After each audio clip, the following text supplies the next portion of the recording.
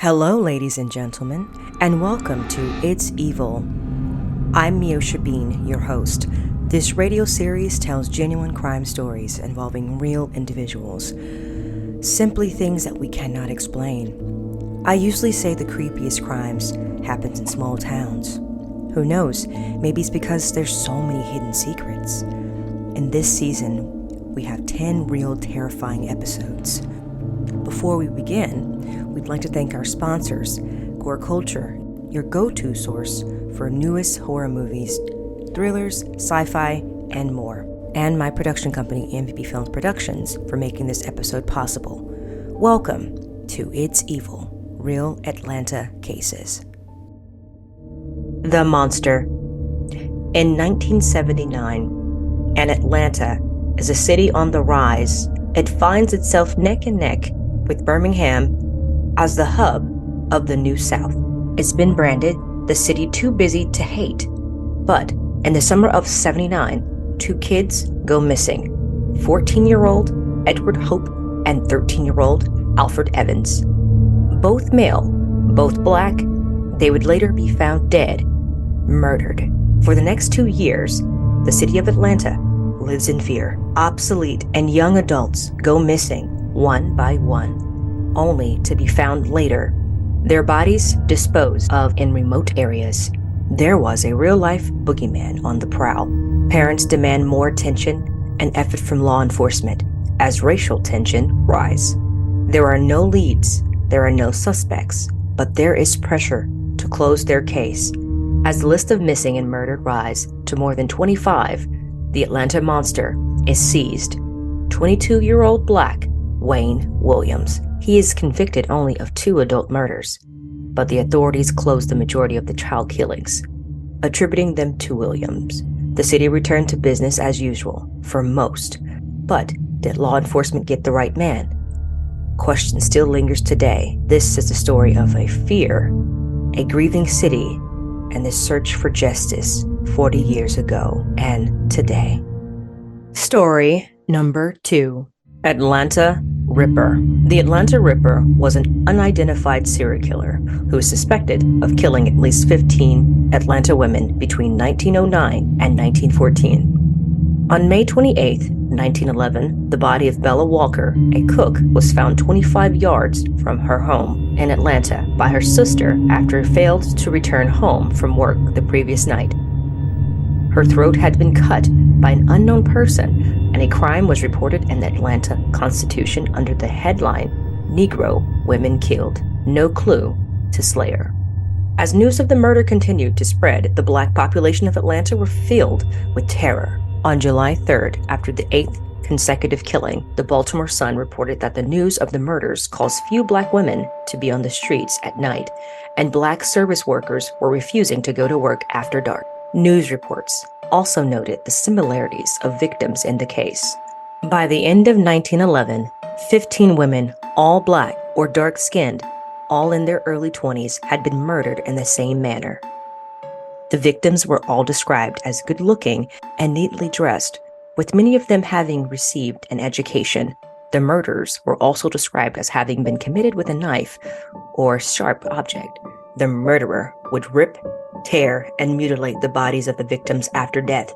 One victim, Lena Sharp, was described as having had her head almost severed. The search of the serial killer named the Atlanta Ripper by the press forced 6 different suspects, but no convictions were ever made. The Ripper may have had as many as 21 victims, but there is no conclusive proof that the murderers were carried out by one person. It was reported that the daughter of one of the victims, who was also attacked by an assailant and recovered, caught sight of the attacker.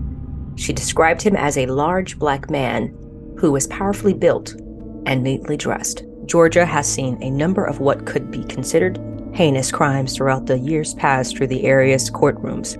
The details in each of the crimes on their own are definitely gut-wrenching. Most of these tales could be looked at as stuff of murder novels or motion picture thrillers, but they are real-life tales of life gone awry. Some are cold cases, while several of them are still working their way through the state's judicial system.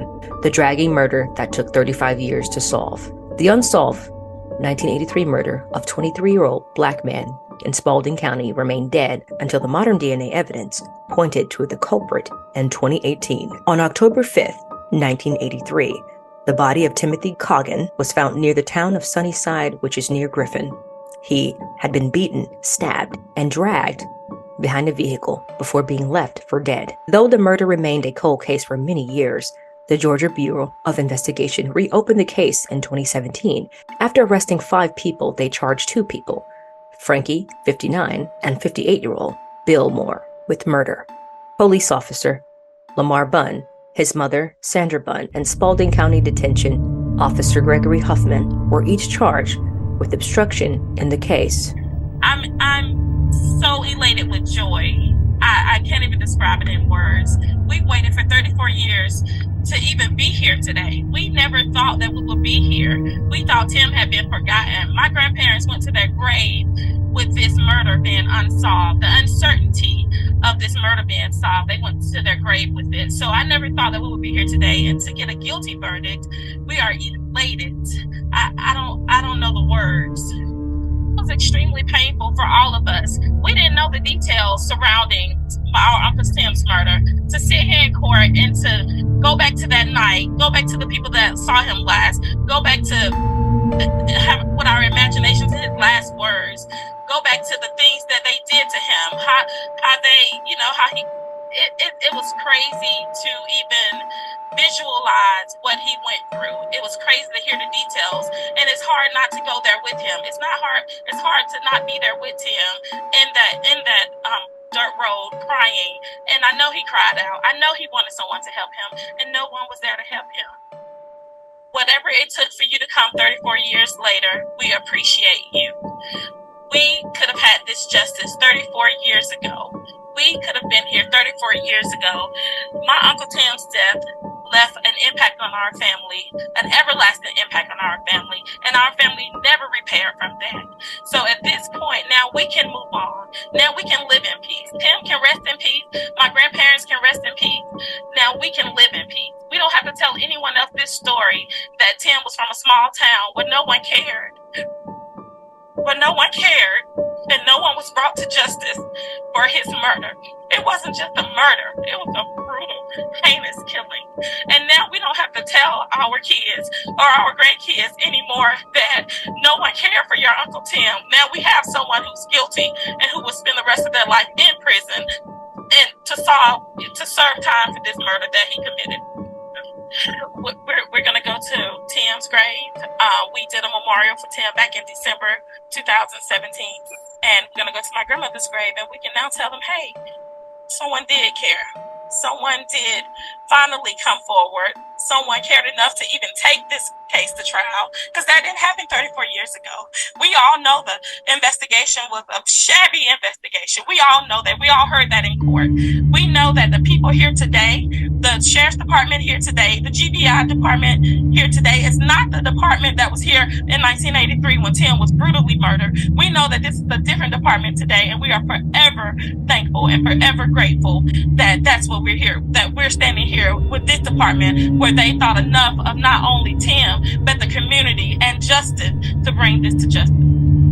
The truth will always stand to be the truth, regardless of who tells the truth. We will be there every day, as well as for that trial. We are a strong family. We will stand in solidarity, as we have done since October 13th, when we found out this case is coming back to trial.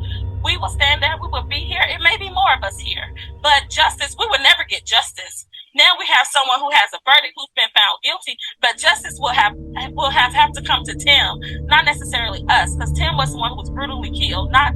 So justice will come to him. So yeah, we have some closure. We can move on. We know what happened now, but we'll be here again. We'll be here again in August. Initially, less than half of potential jurors showed up for the jury selection in the murder case, causing the judge to threaten to send deputies to physically pull them off the streets in order to compel them to appear for jury duty. After the continuous trial, Gebhardt was convicted on 5 counts of malice murder, felony murder, aggravated battery, aggravated assault, and concealing the death of another. He received a sentence of life in prison, plus 30 years to serve concurrently. Story number 3. The 10-year-old girl who was starved to death and then buried. It was the case that brought hardened officers and rescued personnel to tears. The police found the emaciated and buried body of 10-year-old Imani Moss stuffed in a trash bag, Gwinnett County apartment complex in 2013. Officers eventually arrested her father, Iman Moss, and stepmother, Tiffany Moss, charging them both of child abuse and murder. Investigators said that the child had literally been starved to death, and the couple had set the body on fire in an effort to cover evidence of their abuse. Iman Moss signed the plea deal in 2015, which permitted him to avoid the death penalty. He is now serving a sentence of life without the possibility of parole. Tiffany Moss refused a plea deal and is headed to court on 6 counts of murder and concealing a death, as well as felony murder and first-degree cruelty to children. She faces the death penalty if convicted. She is representing herself in court, though court's officials have repeatedly tried to get her to accept a court-appointed counselor to assist her in her defense. Story number 4. Did Ross Harris leave his son to die in a sweltering car on purpose? Justin Ross Harris left his son, Cooper, in the back seat of his car in a Vinnings parking lot all day long in June 2014. After a jury could not be seated in Cobb County, the case was moved to in the far southern part of the state. In a contentious trial, friends and family members testified that Harris was a devoted and loving father. The jury was shown video clips of Harris trying to teach the youngsters to say banana and letting the boy strum his guitar. Harris' ex-wife, Lena Taylor, also called him a loving father who loved his son deeply. She said he would never intentionally have harmed him in any way. However, during her testimony, Taylor said that Harris destroyed my life. Prosecutors said Harris deliberately left the boy in the car and told others he wanted to live a child-free life. The trial also included sordid details of Harris exchanging sex chats with teenagers and surveillance video that pointed out that Harris had to have known that his son was in the rear seat. Harris was convicted on all charges, including 2 charges of felony murder and 1 count of malice murder, 2 counts of cruelty to children, 1 count of criminal intent to commit a felony, and 2 counts of dissemination of pornography to minors. Harris is serving a mandatory life term without possibility of parole. Georgia highest court has overturned the murder conviction of Justin Ross Harris. The Cobb County father sentenced to life without parole for the 2014 hot car death of his 22-month-old son, Cooper.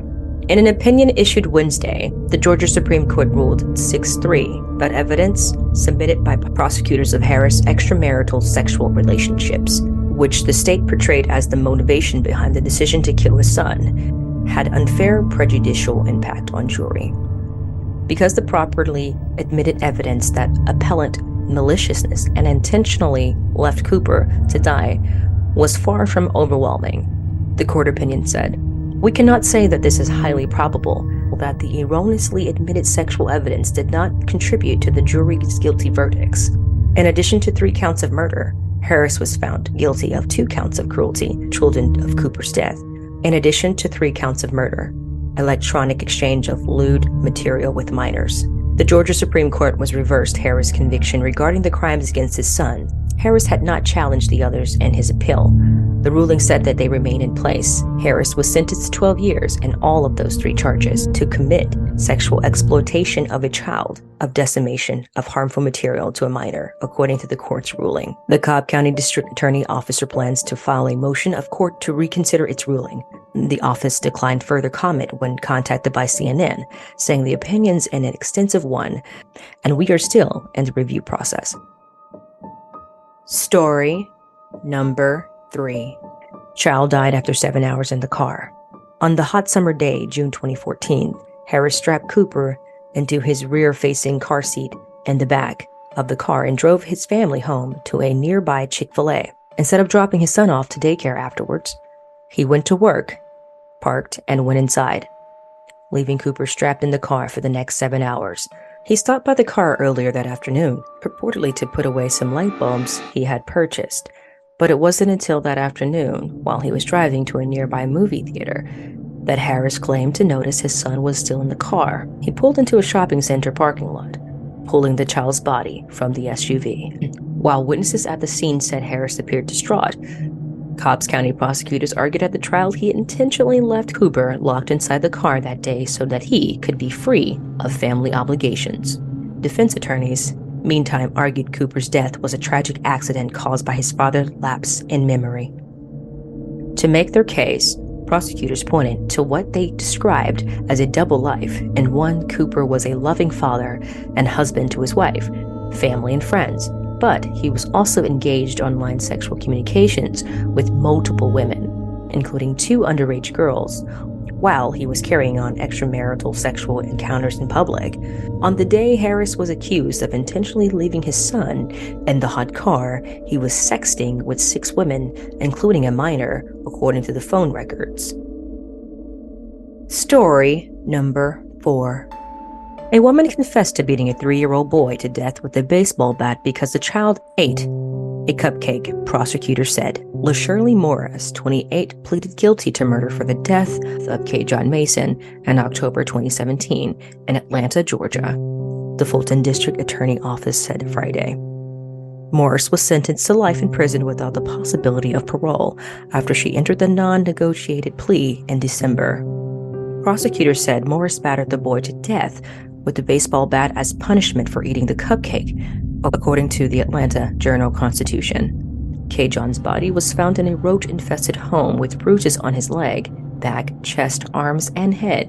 Glendria Morris originally told police that the boy choked on a cupcake, but an autopsy later determined he died from blunt force trauma. Glendria Morris is charged with murder, aggravated assault, and cruelty to children for allegedly doing nothing to stop the fatal beating. Her charges are still pending. She told me out of her mouth before I got the autopsy back that he had been beaten about the cupcake, Xavier Upshaw said during a bond hearing for Glendria Morris in 2018. I have 5 grandbabies. I had 6. It is unfair. He was 3 years old. What can a baby do 3 years old to make you beat him to death? K. John and 3 of his siblings were reportedly placed in care of Georgia Division of Family and Child Services in 2017 after their mother, Geraldine Mason, was arrested for reckless conduct. Mason allegedly left her children at home and abused them, but she was later reunited with one of her children after she was released from police custody in April 2017. She was also requested temporary guardianship of K. John and his twin brother and suggested Glendria Morris served as his guardian. Such sad stories. And don't forget to head over to our sponsor, Gore Culture, and subscribe for all things horror. And thank you guys for listening. And we'll see you on the next episode.